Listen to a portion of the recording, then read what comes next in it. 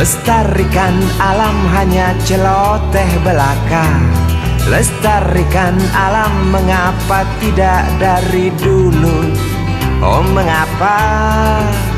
Oh, jelas kami kecewa menatap rimba yang dulu perkasa.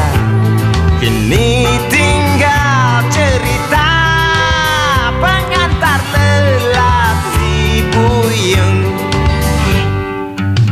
Bencana erosi selalu datang menghantui tanah kering kerontang, banjir datang itu pasti.